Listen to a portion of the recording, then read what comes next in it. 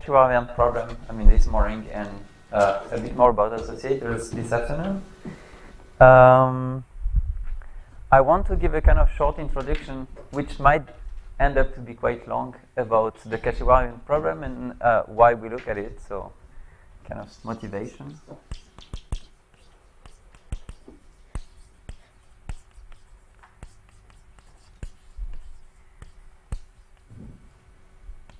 And also, I know that there are people here in the room who knows this much better than I, so if I just say something wrong, don't hesitate just to stop me and tell me that it's not correct.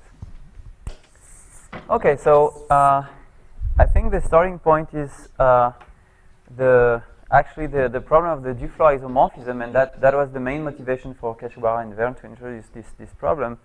So let me start with G, some finite dimensional Lie algebra. And let's consider the symmetric algebra over G, which we look at the ring of regular functions on the dual of G. And this is a Poisson algebra.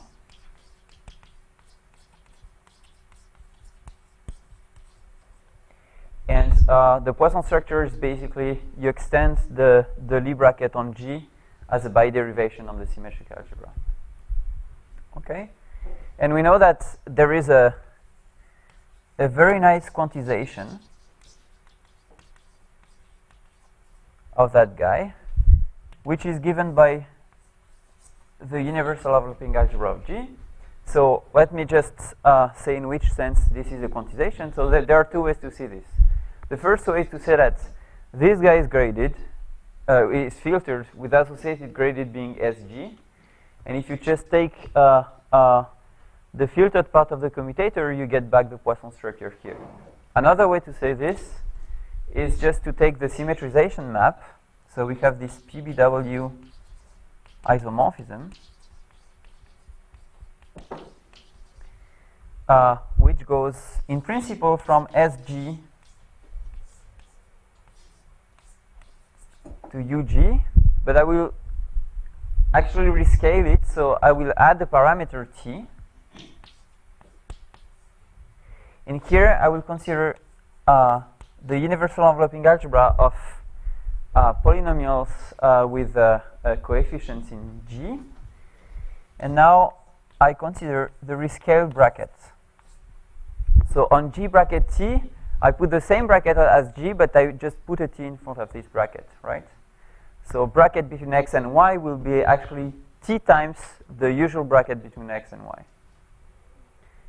And this is an isomorphism. It's given by the symmetrization map. And this produces for you a one-parameter family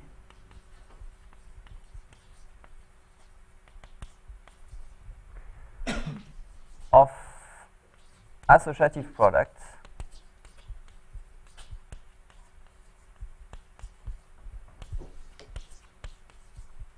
on SG, namely we have MT, which is defined as just pulling back the bracket on U to SG. So it's just sim inverse of symmetrization applied to somebody multiplied by symmetrization applied to somebody else. So to define MT, what you do is you pick two elements here, you symmetrize them and go to the universal enveloping algebra, then you multiply them there and you go back by the symmetrization again. Okay? Right, so basically M0 is the original product. And so namely original, the commutative one. And MTs are all equivalent for T different from 0. Okay. Now let me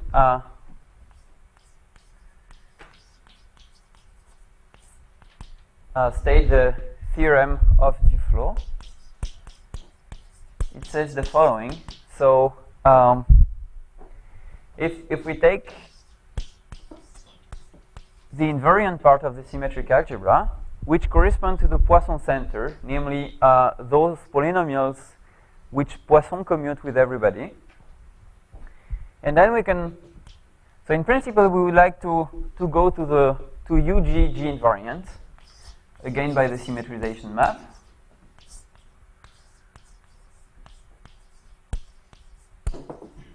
And you see that the G invariant part of the universal enveloping algebra is nothing but its center. So it is commutative, and we have commutative algebras on both sides, and we would very much like these commutative algebras to be actually isomorphic as algebras. And the point is that the symmetrization map is not an isomorphism of algebras, even on the level of invariance, but it becomes so if you precompose with some guy, D. So this composed map here, I'll just describe what D is. So this composed map is an isomorphism of algebras, and D is defined in the following way. So you just take determinant of some series of the adjoint action, so where f of x is just 1 minus exponential minus x over x, and we have to take the square root of that. So it's just a formal power series. And taking determinants of f of adjoint action means the following. So this guy here, this is a formal expression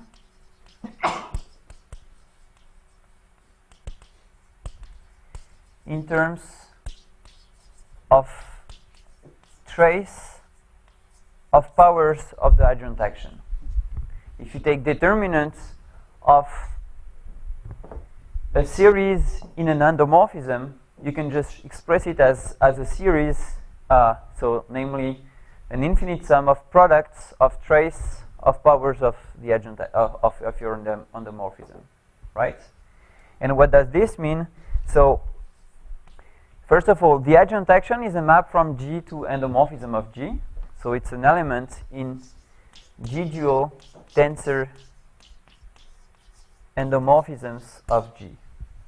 Then if I take the kth power, I'll just take symmetric powers on G star and just multiply, compose endomorphisms.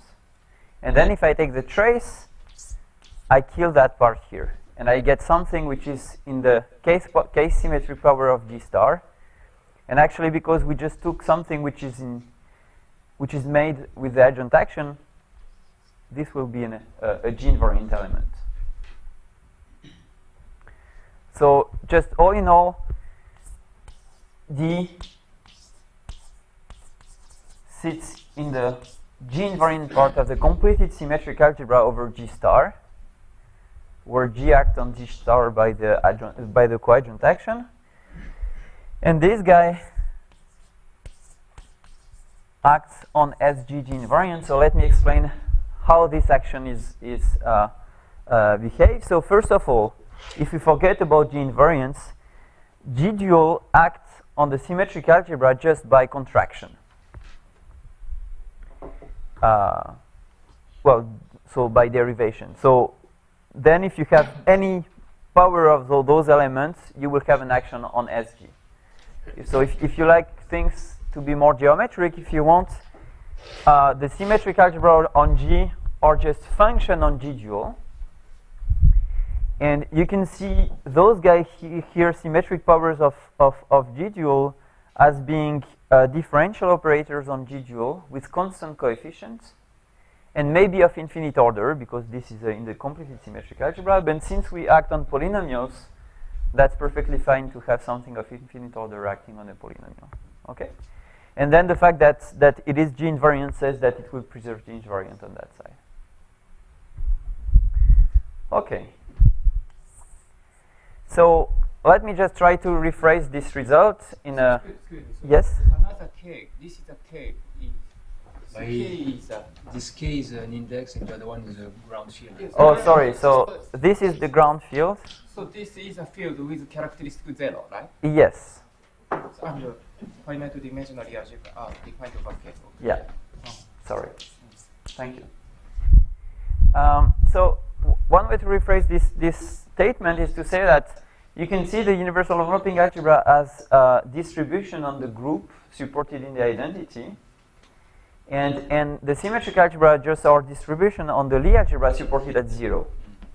And the exponential map from the Lie algebra to the group is a local isomorphism. So it will give you an isomorphism between distribution supported on 0 and identity on both sides. Can you just say that again? Okay, so SG are just distribution on G supported at 0. And UG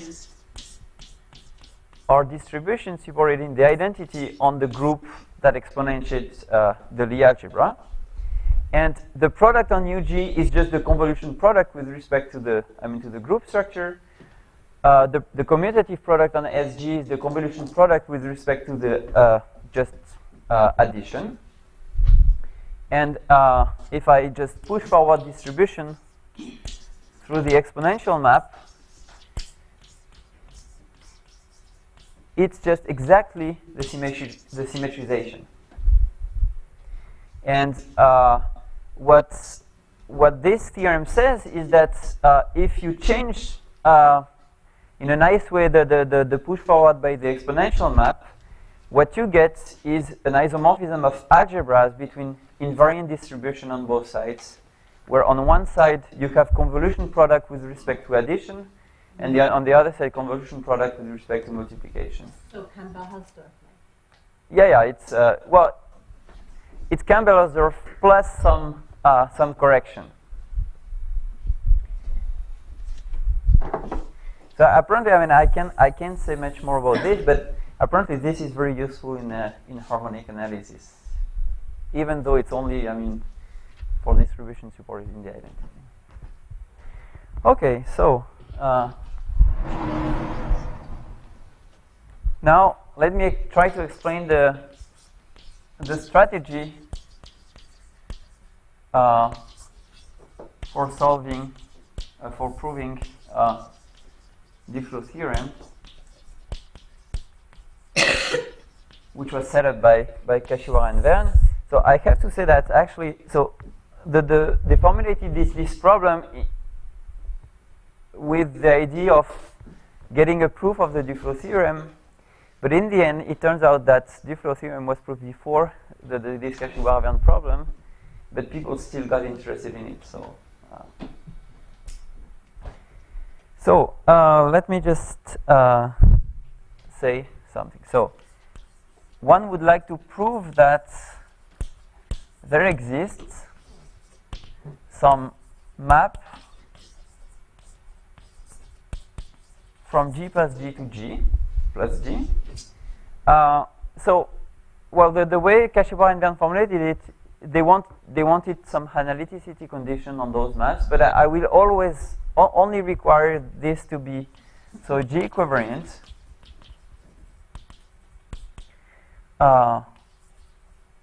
formal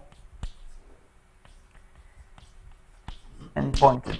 So it means that, well, it commutes with the diagonal G action on G plus G. It sends 0 to 0, and it's formal. Namely, we don't care, it's just given by a series, and we don't care about the convergence of the series. Which means that algebraically, beta is just in the completed symmetric algebra on the dual of G plus G, tensor G plus G. And it is G invariant. Okay? So we want such a thing, and such that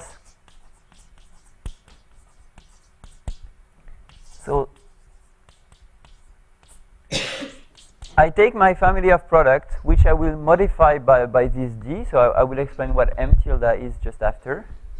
And I want this to satisfy some nice differential equation, so I want that when I take the derivative with respect to the parameter t, I get minus m tilde t composed with b tilde, which I should, well, b tilde, but b tilde depends on t. So let me just explain which are those guys. So first of all, t is still the parameter I had in the beginning. So the idea, okay, so the idea is that I want to compare products on SG and UG. And there's a nice one parameter family which interpolates those two. Well, interpolates, even though, I mean, they are all the same as soon as t is different from 0. So now I'm just going to write some differential equation which is satisfied by a slight modification of mt. And the idea is that this beta tilde on invariant, it will act by 0. So what this equation will say is that when we act on invariant functions, dm tilde t over t will be just 0, which will prove basically some kind of Duclos theorem, saying that on invariant functions, these are just the same product. What's the relation between beta and beta tilde? Sorry? What's the relation between beta and beta tilde? I just explained this now. So, first of all, let me just define beta sub t, which is just a rescaling of beta. So I just put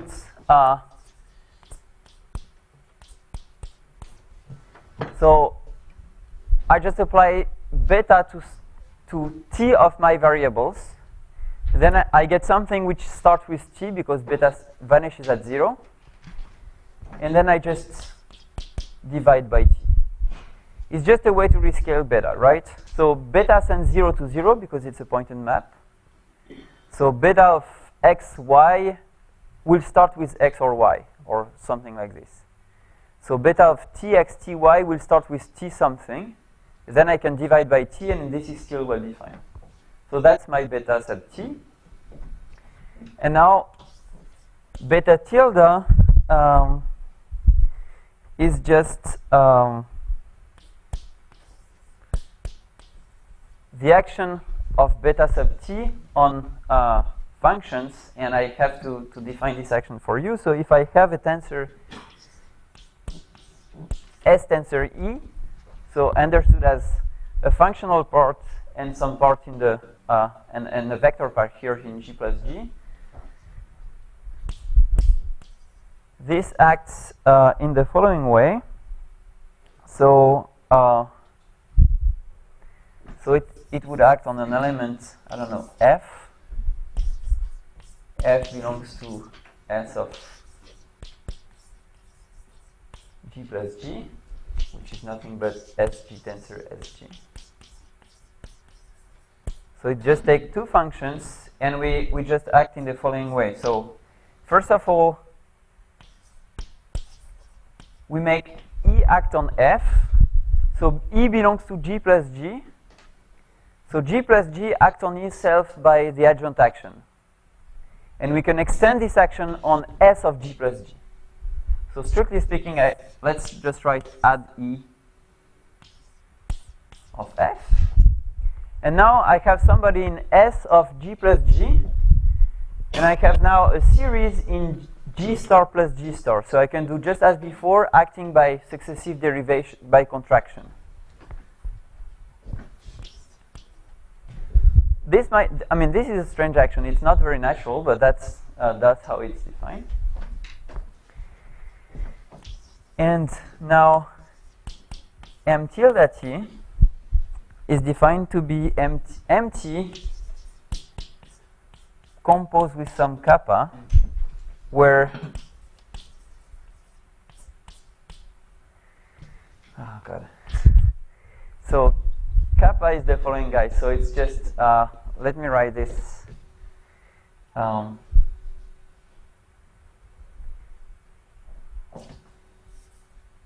So kappa sub t is just the rescaling in the very same way as before of kappa which is defined as dx dy over d applied to the Campbell-Becker of series of x and y, which means, so kappa is a series in G star plus G star, and dx is just a series in G star, well, d. So let me just write dx just means that we just sit in the first component part. Dy just means that we take d. So if you want, dx just means d tensor 1, dy just means 1 tensor d, and d of CBH x1 xy just means d applied to the series given by the Campbell-Hausdorff series, right?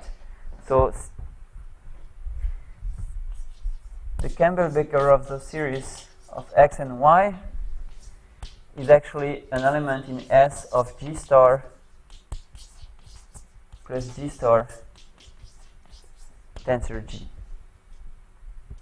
right? So we just compose series here. Okay, that's a bit complicated, but I just want to stress out that the main consequence, so the reason why this d over d appear here is because we were modifying the way to identify SG with UG by d. And if you just do the same trick as before, so is it still here or not? MT was defined as sim inverse applied to product of sim. If you just apply the same formula but you replace sim by d composed with sim, you get M tilde, right? Would you say that again? So if you want to construct this family MT, what you do is you basically pull back the product on UG by this symmetrization map. If now you do the very same thing, but instead of taking the symmetrization map, you take symmetrization map composed with D, then you get exactly this product M tilde. That's nothing but this. So the consequence is that so if such a beta exists, then we get a proof of Duflo theorem. Just because now it says that, so if we're only interested in invariant element in the symmetric algebra, what happens is that now beta tilde on those invariant elements, it will just act by 0 because of this here, because adjoint action on something which is invariant just is by definition 0. So then we get that dm tilde over dt will be 0 on invariant functions. Then you get that m0 of two guys which are invariant is the same as m1 of two guys which are invariant. And this precisely is the same statement as saying that those two algebra are isomorphic. Okay, fair enough. So let me just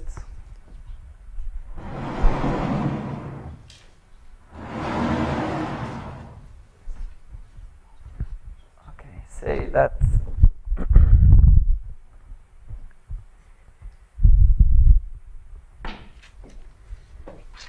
so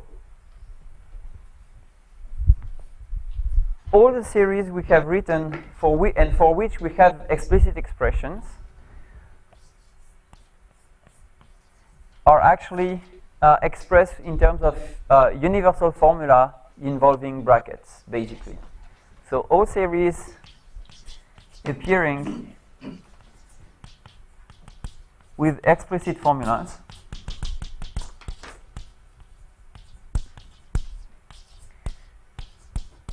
they do not depend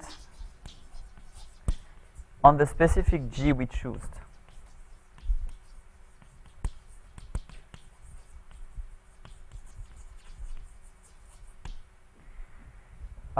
So namely, the Campbell-Becker-Rosdorf formula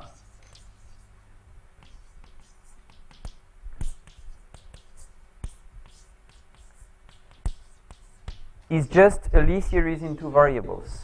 And then you can concretely realize it as an element in here by replacing x and y by actual element of your Lie algebra. Okay? But otherwise, it's just, these are completely universal formula. The same for the D. Well, just the way it is defined, D is actually a series, a determinant of a series in the adjoint action. So again, it's just given by, it does not depend at all on the specific Lie algebra we take. It only depends on iterated bracket you could take between elements. So, so in the Kashiwara-Vergne problem,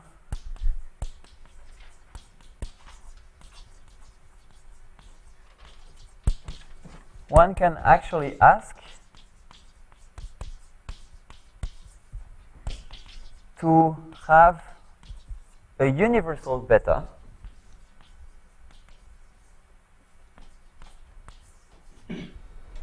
So beta now is a power series in G star plus G star with values in G plus G. So you see, if you have a power series in G star plus G star with values in G, it might be represented as the Campbell-Becker-Rosdorf formula by a Lie series in two variables. Two variables because we have G star plus G star. Now if you take values in G plus G, we have two series in two variables. So beta would be just some A, B,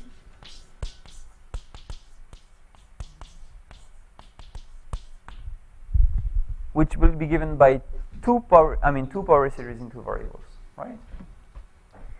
So let me now rewrite the equation that we got here in these terms.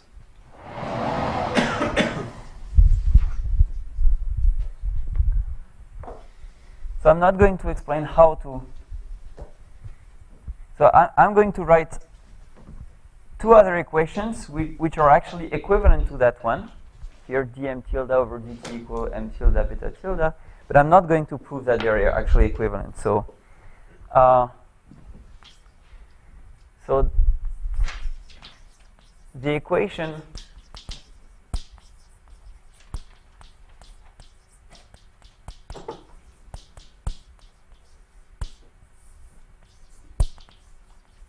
gives two equations. It's equivalent, these two equations? Well, it gives two equations and it's actually equivalent to.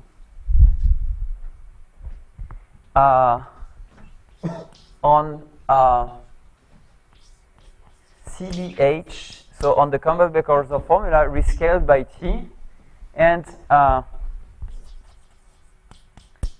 kappa T. So again, whenever I have Lie series, so I can just always rescale them in the following way. So I just take T inverse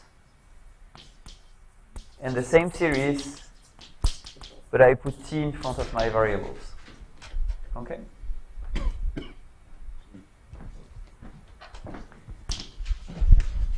Okay, so basically within M tilde we have two ingredients. We have MT, which is just made up the information you have in the product MT is nothing but the Campbell-Becker-Rosdorf formula, and the information, and you have some additional information given by kappa of T. So let me write then the two equations we have on those two guys.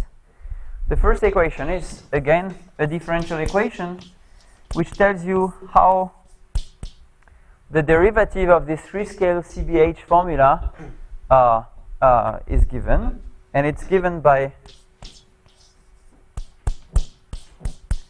well, not very surprisingly, a very similar formula to the one we had before. And I have to tell you how now we only have Lie elements in some free Lie algebras. So let me just describe for you the action we have on those guys. So where so beta of t lies in 2 copies of Lie series in 2 variables, and it acts on, now CBH is an element, is a single Lie series in 2 variables, and let me tell you how this Lie algebra here, where we have 2 copies of the same guy, act on this Lie algebra here, where we have only 1 copy. And it's a very nice action, so it will act by derivation, so I only need to tell you how it acts on generators. And the way it acts on generators is very nice. So on X, it is just given by commutator of A with X, where A is the first component of beta. Well, strictly speaking, I should write an A sub t here. And on Y, it acts as just bracket between B and Y. Okay, so that's the first equation. And the second equation,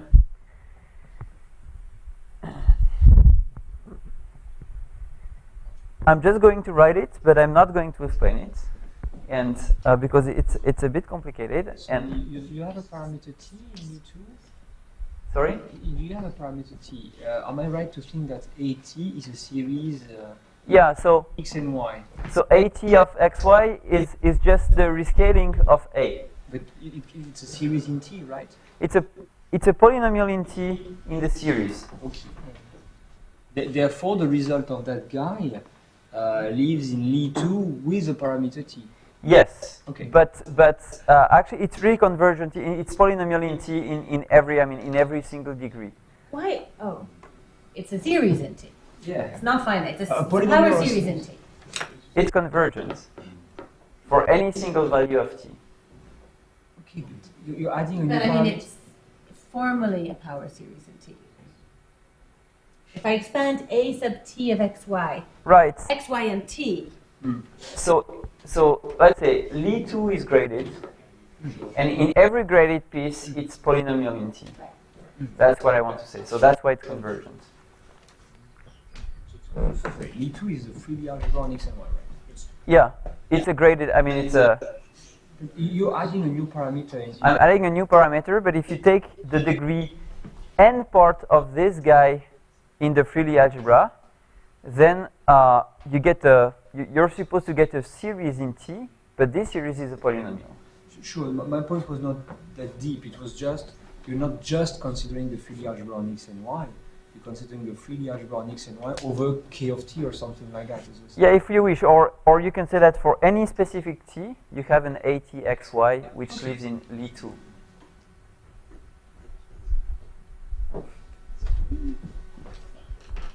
Yeah, so the way to say this is that we have a one parameter family of elements in Lie2. Let's say. Exactly. Okay. So the second equation is a bit, well, it looks just the same, but actually the way it acts on the way we have the action on the element here is a bit tricky, and I don't want to explain it because I would have to make sense of it in a universal way, and that's what I will do just later. So let's just postpone this for a moment. And let me try to give you, so I don't know, I mean, there are many formulations of the Kashiwara-Vergne problem, and I want to take this one and give you an equation which in the end has nothing to do with differential equations. So, so the family beta of t, it's a family of it gives a family of derivations of Lie2. So then it produces, you can exponentiate them, and it produces a one parameter family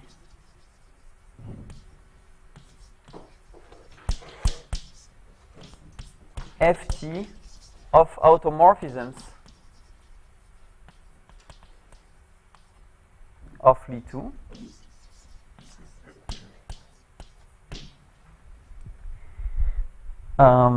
And so I'm just saying that the Lie algebra of derivations of the free completed Lie algebra into variables is just pro-nilpotent, so you can exponentiate anybody. It will give you an element in the corresponding pro-unipotent group.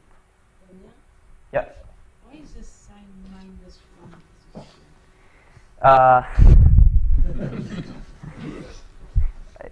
It suddenly disappeared in the paper of Alekseev-Torossian, and I can say that. I mean, I don't fully understand why it disappears. It's actually, so the main reason is that the action we consider is not the same one actually. So before we were doing something a bit unnatural. We were splitting. So if you want this beta, you can see it as a kind of vector field, and we were splitting things. We were taking the coefficient of the vector field, and then we're making act the vector, and then act by the coefficients as differential operators. And now we are just taking beta as a whole and making it act on CBH. So the action is really not the same one as before. And I mean, I didn't check, but I think this is where the sign should appear. But actually, I don't really know. So we have this one parameter family of automorphism, and let me just write the following thing. So I'm going to take ft inverse and then apply it to CBHT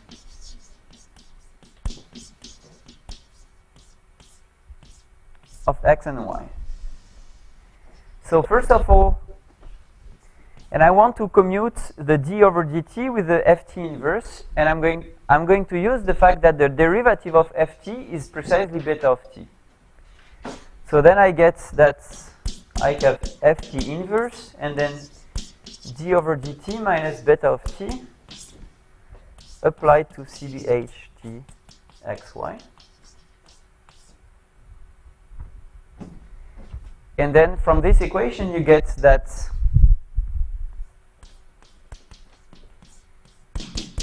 ft inverse of CBH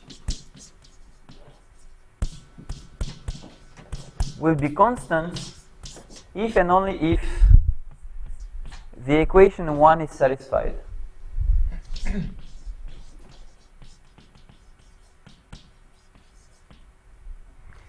And if you specialize the left guy, so f0 inverse of CBH0 xy, this is just x plus y.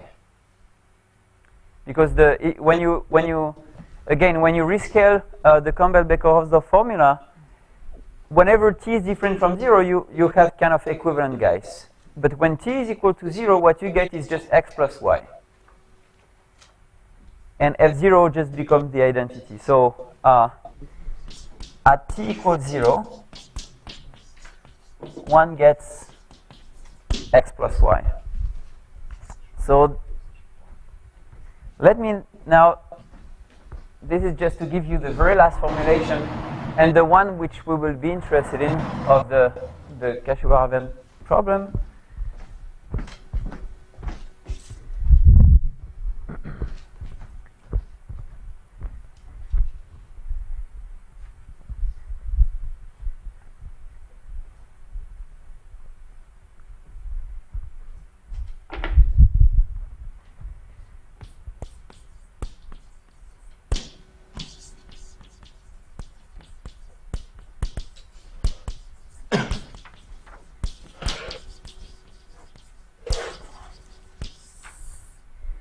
So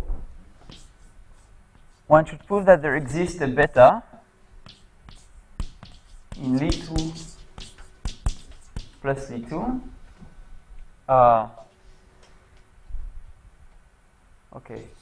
Just such that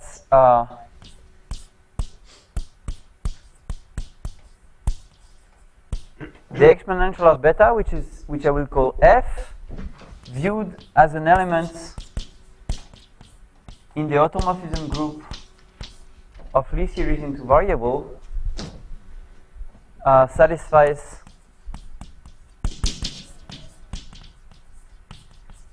the following two equations.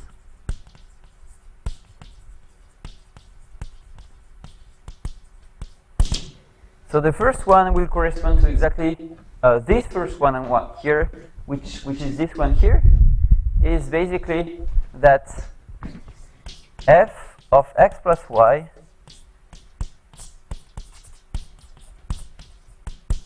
should be the Campbell-Beckers of x and y.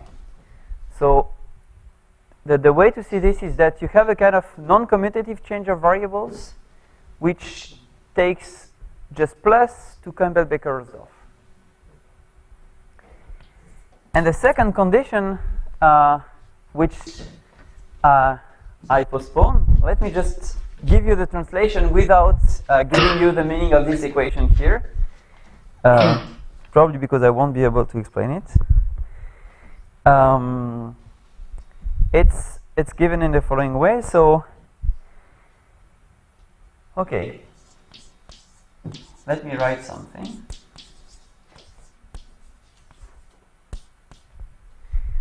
So we have this element which should be equal to half of phi x, phi y minus phi cdh xy. This phi is not an associator. It's just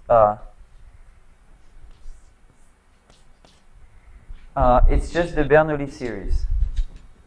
So it's just sum for k greater or equal to 2 of bk over factorial k x to the k, where bk are the Bernoulli numbers. So I guess, okay. I never succeed to write it correctly. I guess it's just x over, is it this? It should be something like this. I'm not completely sure, but okay.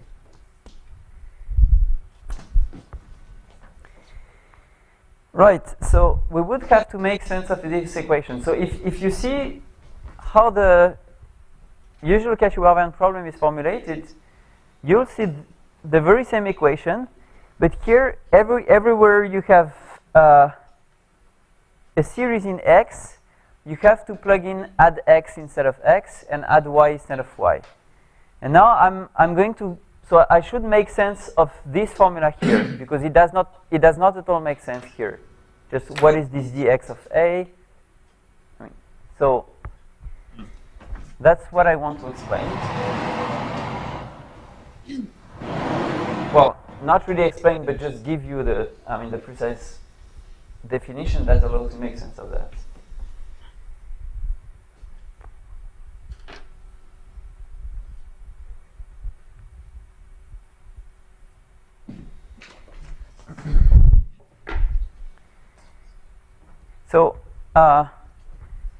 So usually what people write here is trace of add x dx a add x add y plus same guy with y equals trace of phi add x plus phi add y minus the very same guy. So at some point they have some endomorphism and they take a trace.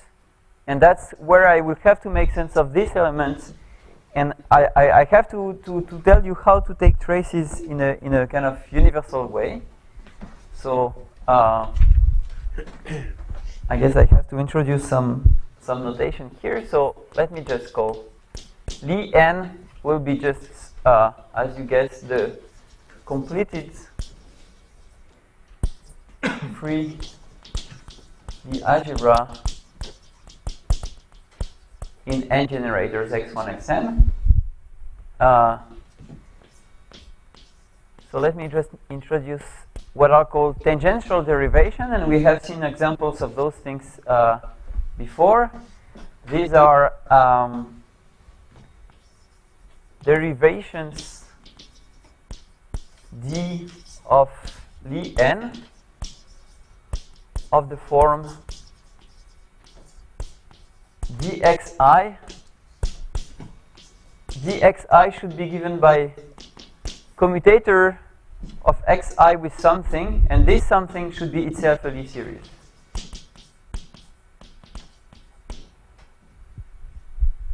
And well, one can check that this is a Lie subalgebra of the Lie algebra of derivations.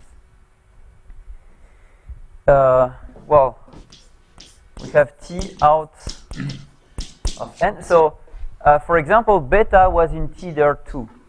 Beta was a tangential derivations of Lie 2. We have also tangential automorphisms, which are just automorphisms.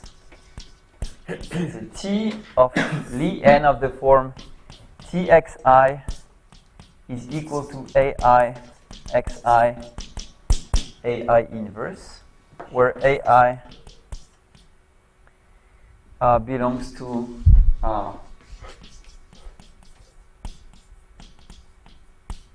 exponential of Tn. Well, if you prefer to write this, so AI is just exponential of small ai, and Txi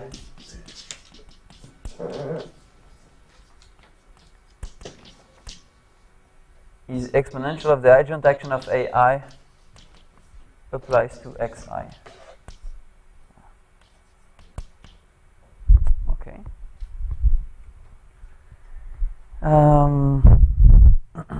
Then I need some more piece of notation. So an will be just the universal enveloping algebra of the free Lie algebra. So it's just the completed free associative algebra generated by n elements. And then the main guy I'm interested in will be what I call TRN for trace. It's just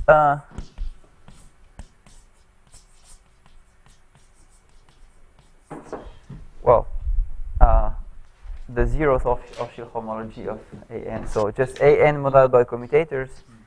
And let me just remove units from an here. So let me explain why these things should be seen as universal.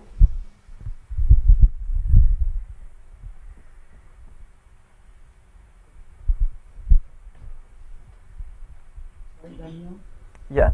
Are you sure you get an automorphism of the Lie algebra in the third line? Do you mean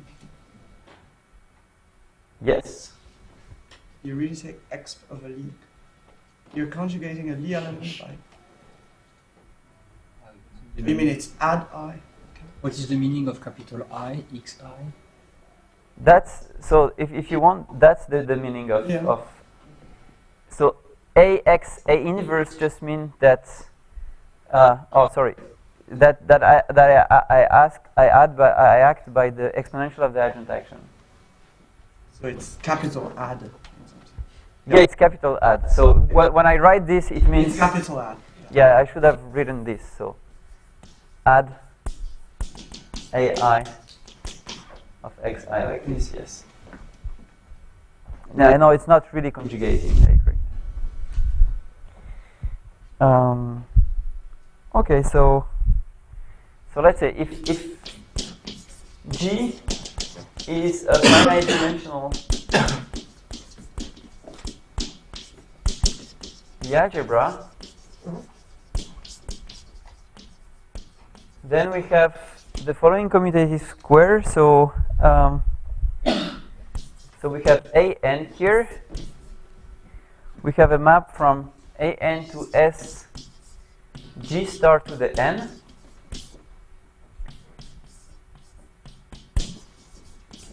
Tensor endomorphism of G.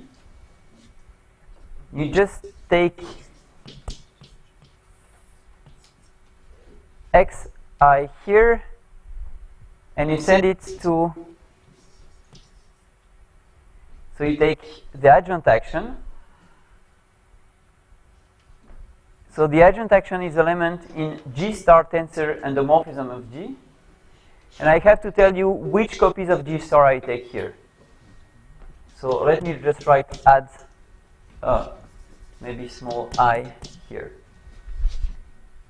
So it means that, so add is an element of G star tensor endomorphism of G, and add I is an element of, n copies of G star tensor endomorphism of G, where it's 0 everywhere except at the ith copy, right?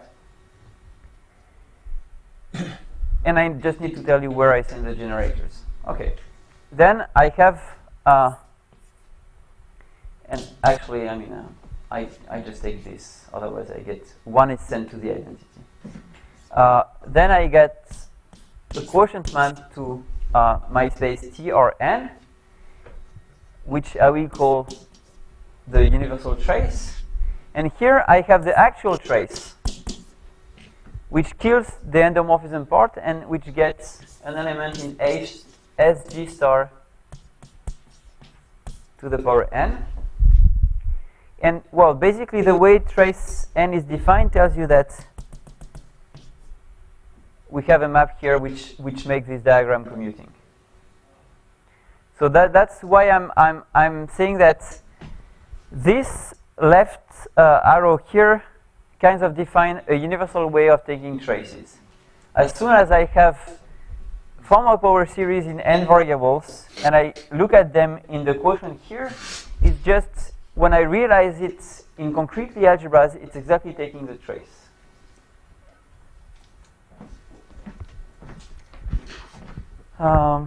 So I haven't made sense of this yet.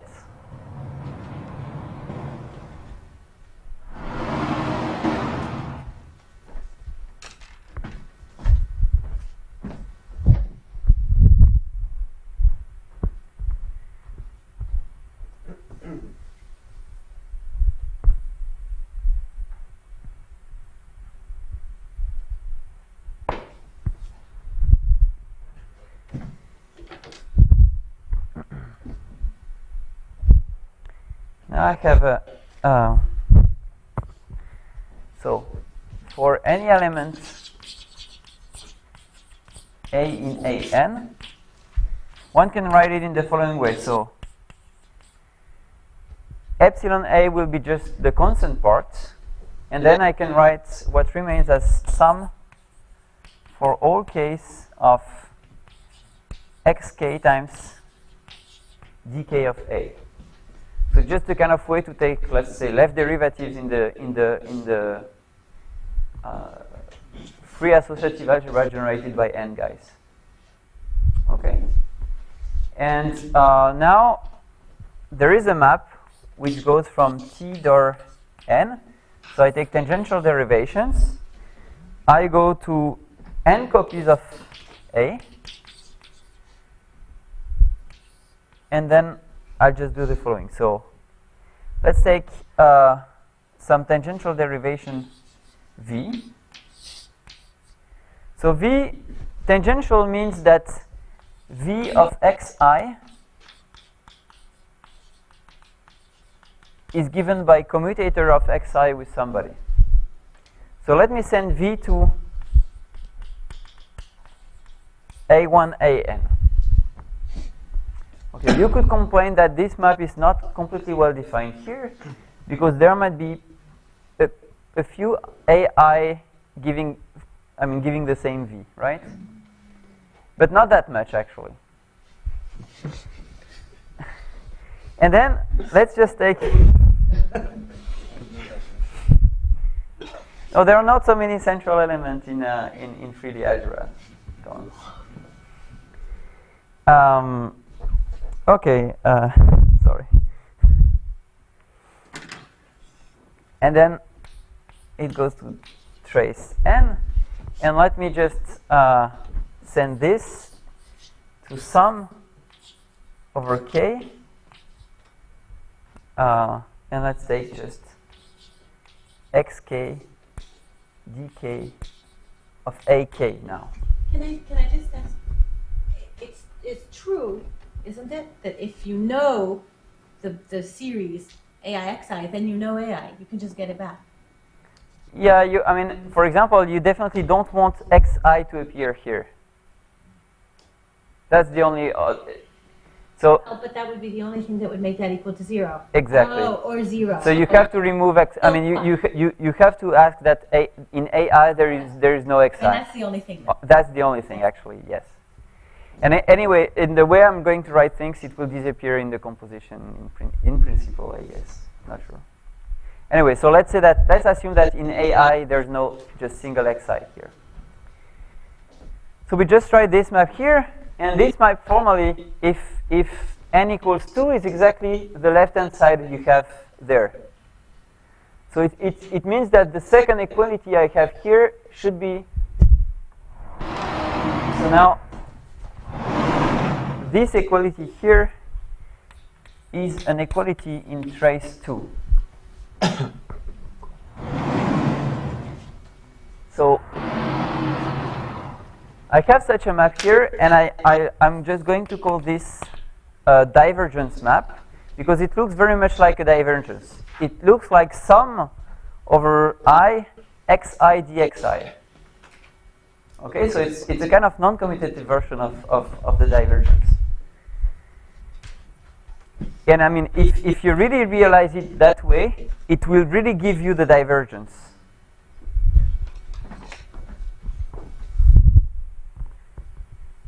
Okay.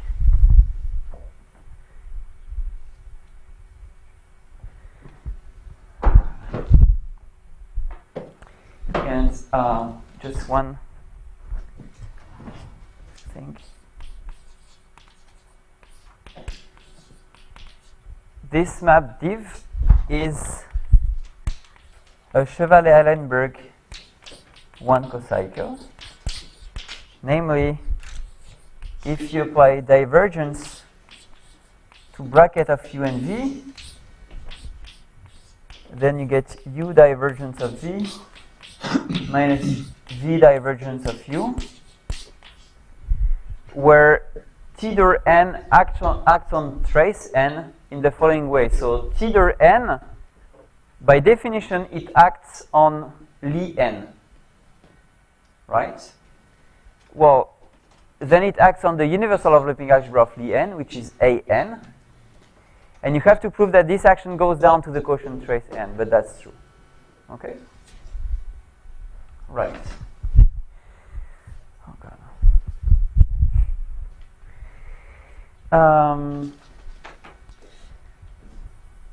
Okay, so now our so the KV problem is just finding f such that f of x plus y is the Campbell-Becker-Rousseau series, and we have this nice divergent condition on beta.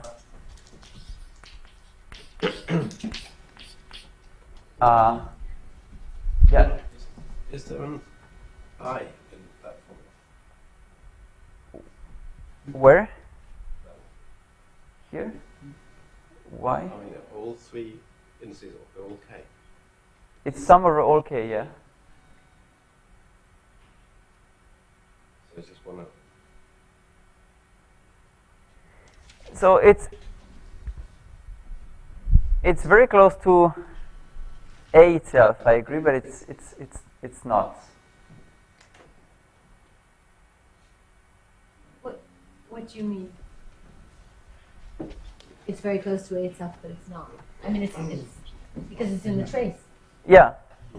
Because you're quotienting. Yeah. It is a mod. Yeah. So then we have some equation. So the second equation is now divergence of this beta is. So let me write, because the second part of the right hand side of the second equation looks very much like we have a differential of phi here. It looks like a co-boundary term. If you're used a bit to okay, if CDH was an associative product, it looks very much like Hochschild co-boundary, right? Okay, so then I mean I want to explain this. So BCH is not associative? it's not exactly a product. I mean it is associative. Thank you. Yeah. I'm a bit confused. No, of course it is associative, but it's not quite a product. I don't know. It's not an algebra structure. That's what I want to say. Satisfies an associative property, but you don't want it's not to map from two guys to X. Yeah, it's something defined only n. Yes. Okay, so I want to.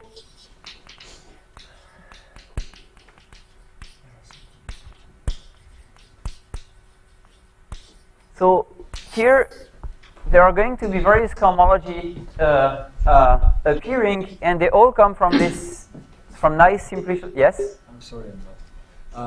Okay, divergence of beta. I think I understand the meaning, but what's delta Twiddle here? That's what I want to explain. So I just said that if you look at the right-hand side of this second equation, it looks like delta of something. Well, d of something. Yeah. So I would just want to explain what to define. Would you really mean delta of phi is equal to the right-hand side? What I mean is that delta of phi is the right-hand side. Yeah. Well, probably 1/2 of delta of phi. Oh, yeah. Ah, sure.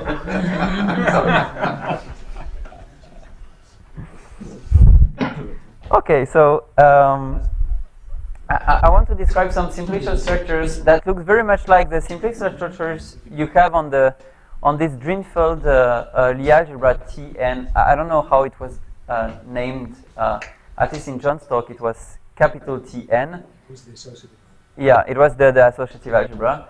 And on this, we have a nice simplicial structure. Actually, you have an operad in Lie algebras, or in associative algebras in this case. But I want to describe those maps. So, okay. So let's just take phi, a map from 1M to 1M, which might be partially defined.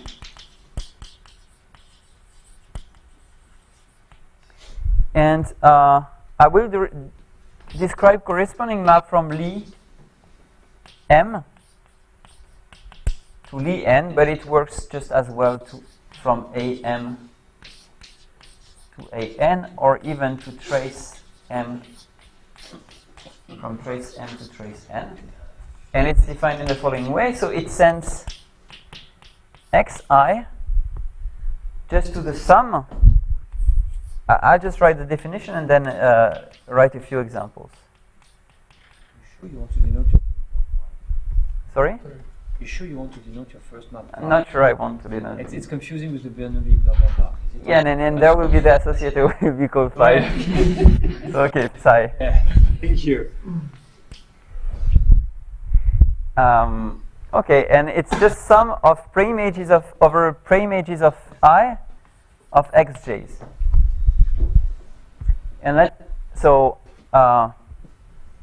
and this map will be denoted.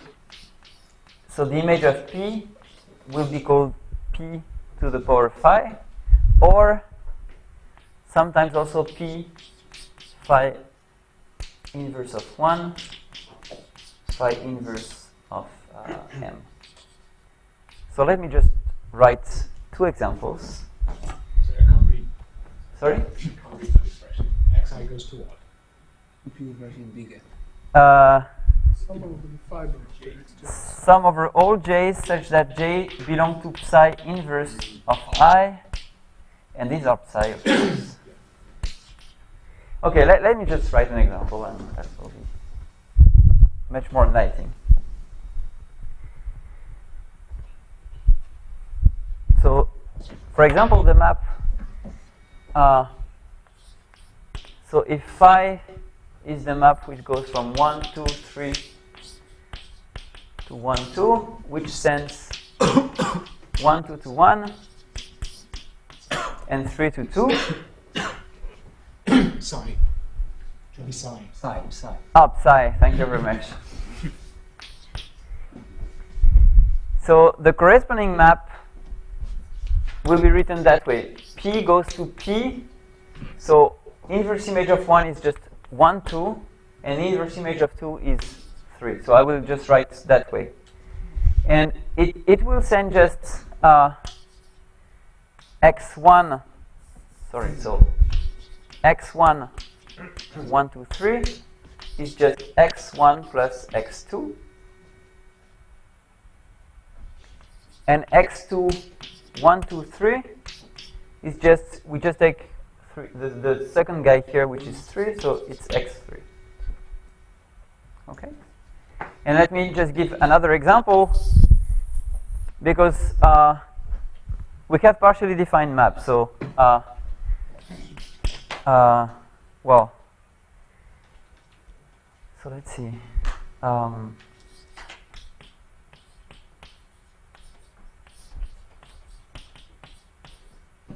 So if I said just 2 to 1, and 3 to 2, and 1 to nobody.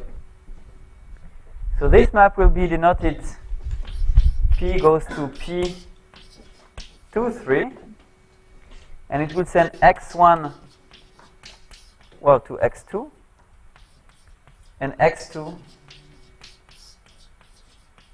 to x3, right?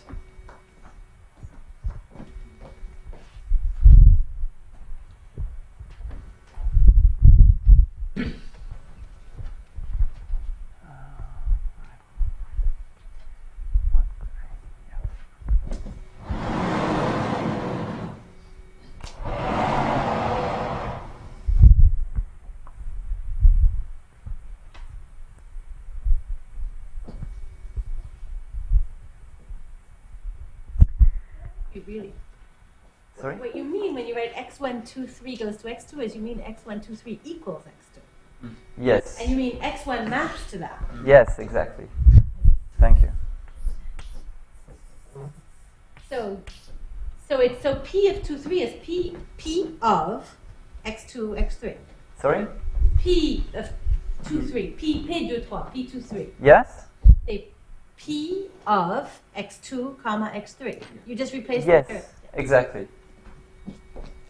And if it's not surjective, it goes to 1, the unit. No.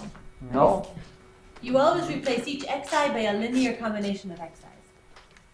If it's not surjective. Even. It's Like just in an those two empty examples, sum. it's not surjective, right? In those two examples, it's not It's surjective. 0. but- It will go to 0. Yeah. No, but if psi is not surjective. What happens if psi is not surjective? Yeah. It goes to 0. It goes to 0. Well, I mean, the elements which are not in the pre-image of anybody will go to 0. Yes. Because you just write the sum, it will be an empty sum. It's 0.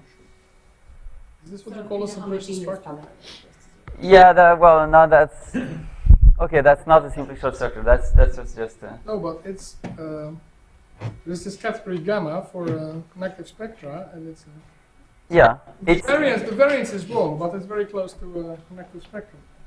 If you apply if you hit it with a contravariant functor into spaces, you get a connective spectrum. okay. But it is a gamma thing, isn't it? It's a gamma thing. It's a gamma object. It's a gamma object, aren't you?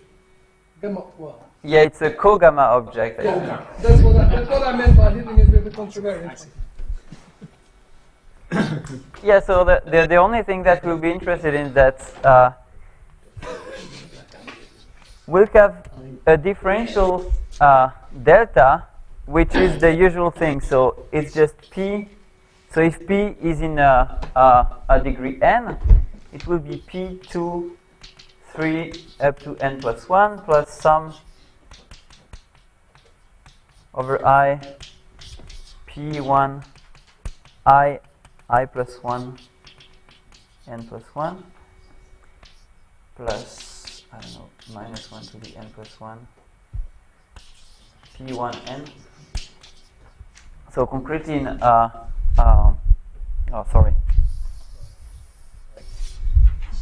So concretely, if P has degree 2, so for example, if P lies in Lie 2, then delta P is just P to 3 minus P 1 to 3 plus P 1 comma 2 3 and minus P 1, 2. Okay. And you can check that this indeed defines a differential. I mean, delta squares to 0. And one of the theorem you can find in the paper of Alekseev-Torossian is that there are many nice things. So first of all, if you take h1 of Lie with respect to this differential delta, you get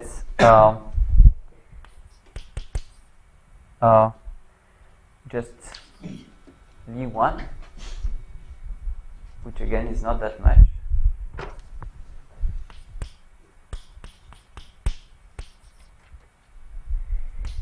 H1 of trace delta is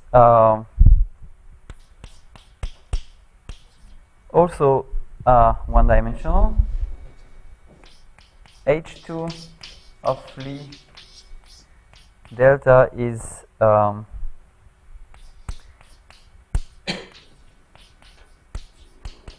also one-dimensional, generated by a bracket of two guys. Yes, sorry. What's the meaning of Lie dot? H1 of Lie dot, sorry. So now we have a delta which goes from Lie n, for example, to Lie n plus 1. Right. And delta squares to 0. So it defines for me a complex. Okay. And I'm just taking cohomology, first cohomology of that complex. Right? Sure.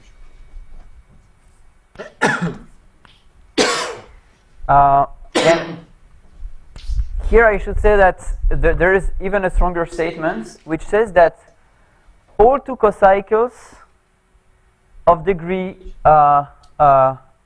greater or equal to 3 are actually 0. So if we have delta f equals 0 with f in Lie 2 and of degree greater or equal to 3, then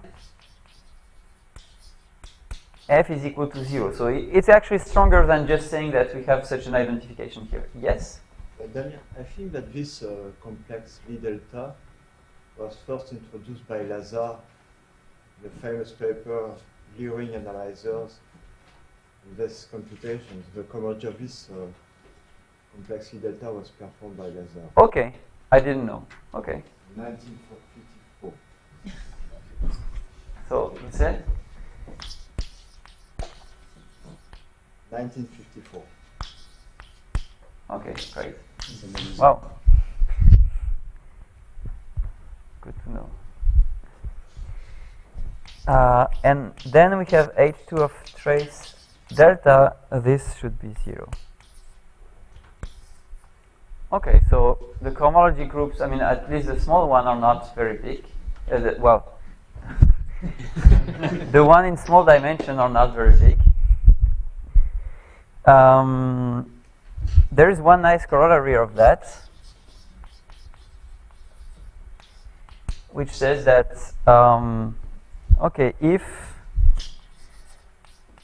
I have a Lie series in two variables, such that it starts like the Campbell-Baker formula, so it's just x plus y, let's say plus t over 2 xy, where t is any number, and plus higher order terms.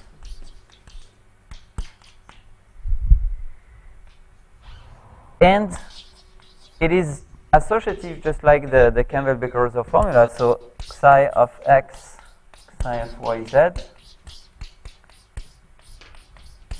It's just x, y, and then z. Then this guy is the Campbell-Baker formula rescaled with t. And the proof goes as follows. So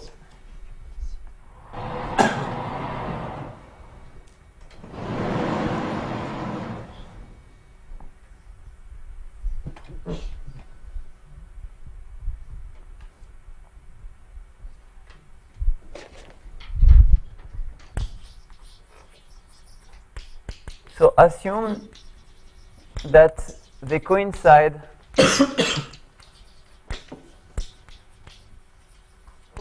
up to order n. Do you need to have t a number, or this is formally true if t is a parameter? It's formally true if t is a parameter, but yeah. Well, I mean, both are true. Okay, so if they coincide up to order n, let me just write the associativity equation at order n plus 1. So I have this guy x y plus z plus this guy y z minus the same guy x plus y z minus xy. And this is equal to some expression which involve only the lower guys. So something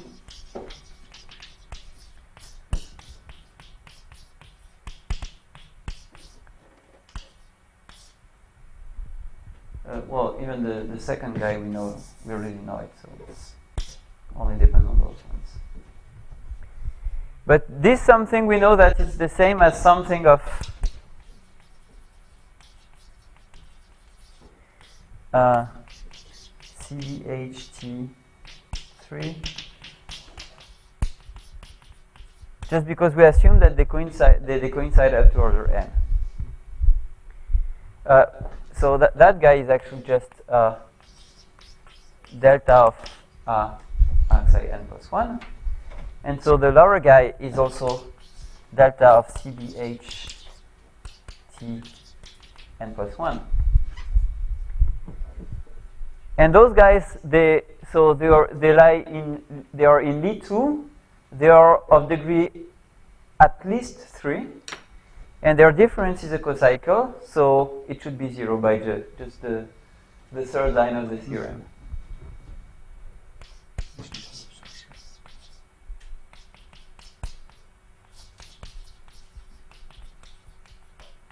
Okay. 10 minutes. What can I say?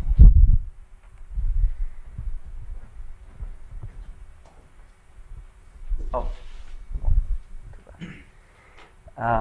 Oh, that was really bad.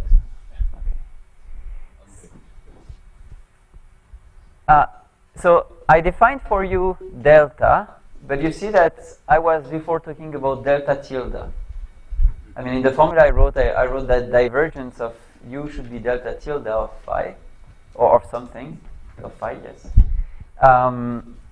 So there is a variation. So delta tilde is the same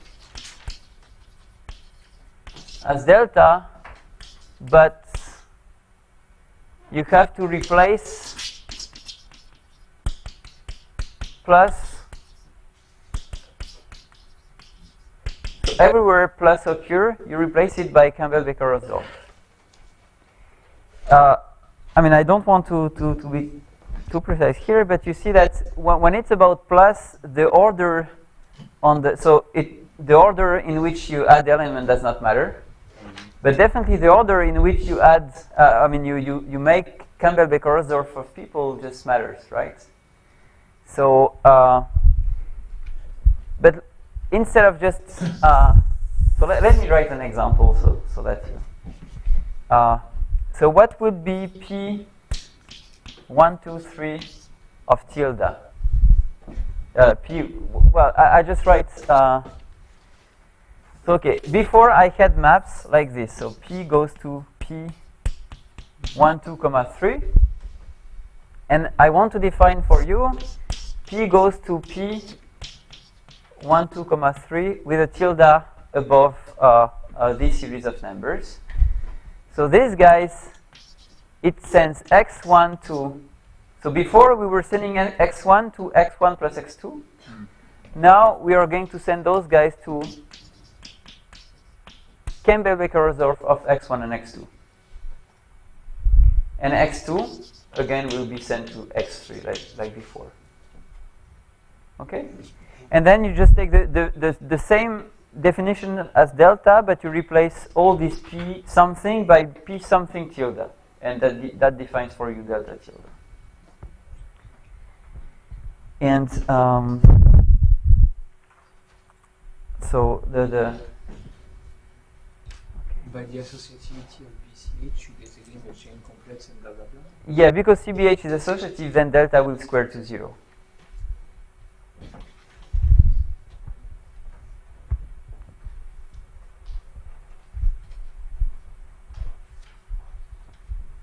Delta tilde will square to 0.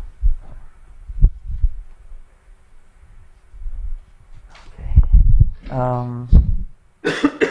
Do I need this vanishing formulation? Okay, one can also compute the cohomology of those guys, but I won't use it, so let me not. You just need H2 to interpret it as an obstruction theory, and to get that, that's why you were doing this. Yeah. Okay. Unfortunately, I will have to define one more guy which looks very much like this one. So it's. I'm sorry. I mean, there are a lot of definitions. So let me not give the definition, but just give examples. Otherwise, it will be just a mess. So we also have similar structures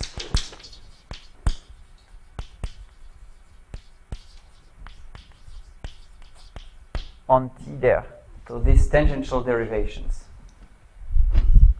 So here is how it goes. So let me just define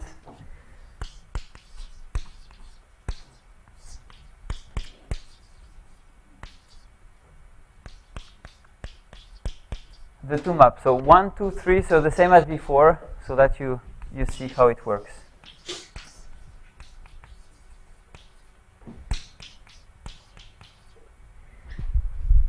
Okay, so here I have, so these TDR2 are determined by two Lie series in two variables. And to go to TDR3, I have to give you three Lie series in three variables. So what I'm going to do is to use just, I'm going to do twice this kind of gamma structure. First of all, I will write A, B, just because I have 1, 2, 3. But then I also have to do this for the variables. So now within A should be now something which depends on three variables. So let me just do 1, 2, 3 for the variables, which means x1 plus x2, x3, and I do this for everybody.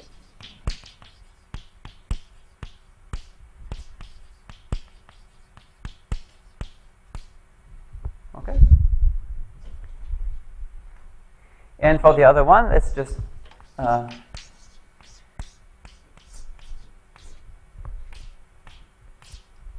so what would you put as a first guy? Yeah. Great. And then A of x2, x3, and B of x2, x3. Okay. So let me call these. Okay, and then we have a map D, which is again P 2 n plus 1, and the same formula as before.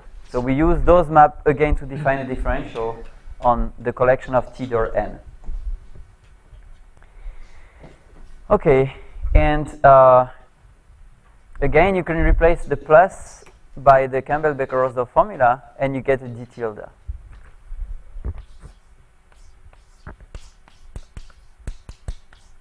Right. Okay, so I'll probably finish by these two statements.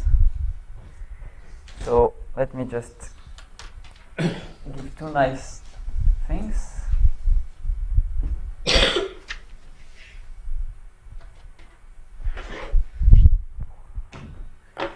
So first, it's a proposition.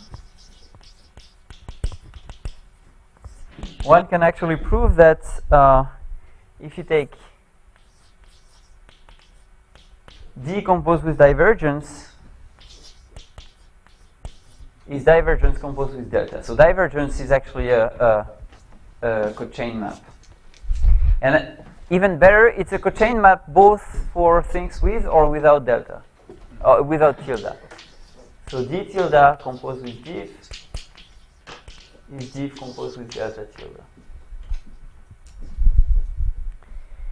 And then there's a quite important theorem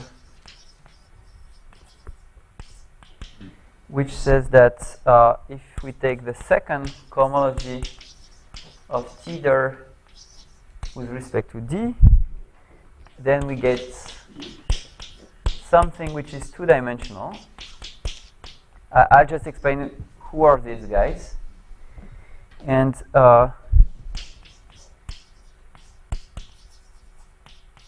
H3 is just one-dimensional, and I mean, I'm just writing one possible isomorphism, but that's not the only one. So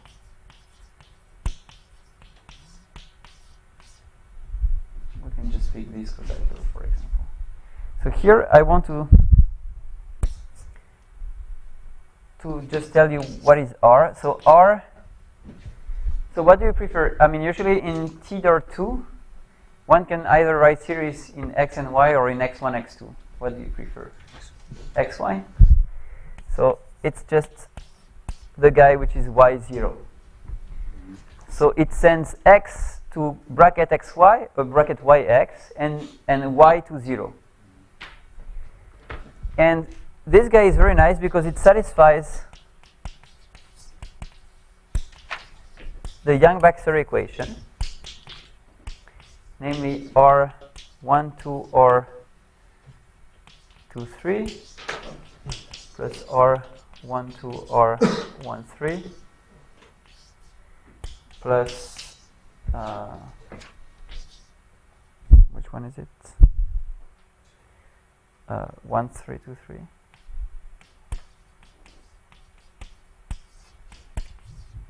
Okay. And T is not exactly the symmetrization of that guy, but it looks very much like, so it's YX. So it sends X to commutator YX and Y to commutator XY. And it satisfies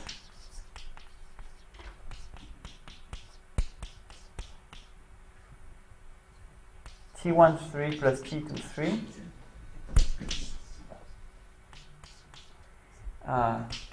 commutator T12 is equal to 0. And this T13 plus T23, I mean, because of the form we have here, is just T12, 3. And you should recognize some guy you have already seen. So let me just finish by this statement here.